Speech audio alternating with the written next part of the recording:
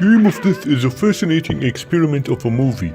It was written by Bruce Lee before he dies and the full product was released 5 years after he died.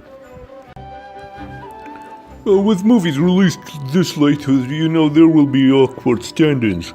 And for this scene, the opening scene, the fight between Bruce Lee and Chuck Norris, is from a 1970 movie starring Bruce Lee, where Chuck Norris was a villain. You see the stand-in for Bruce Lee and the awkward thing when the ceiling light falls. There is no stand-in for the fallen Chuck Norris. After you notice that the muscle definition of the replacement back are different than the one from Bruce Lee himself, you'll have fun seeing the ways they try to hide him.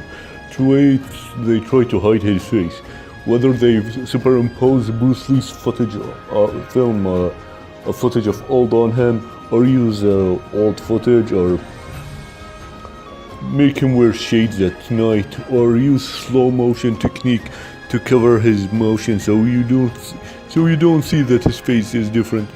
And there are other times when you see they didn't care, like when you see his face in front of a mirror. The famous yellow suit with black stripes he wore in this movie is something he stole from one of the henchmen of the men who tried to kill him, and not something he made for himself. Another message, Billy.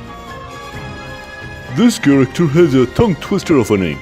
When you say the name Carl Miller slowly, it's fine, but try repeating the line, "You lose, Carl Miller." It sounded more like Carmilla.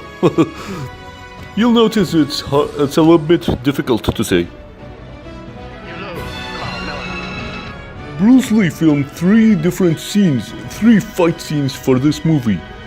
When you see them in the movie, you will notice that the film filter used for his footage is different than the filter used for the footage of his replacement. Or maybe realize that the film used for his footage is old.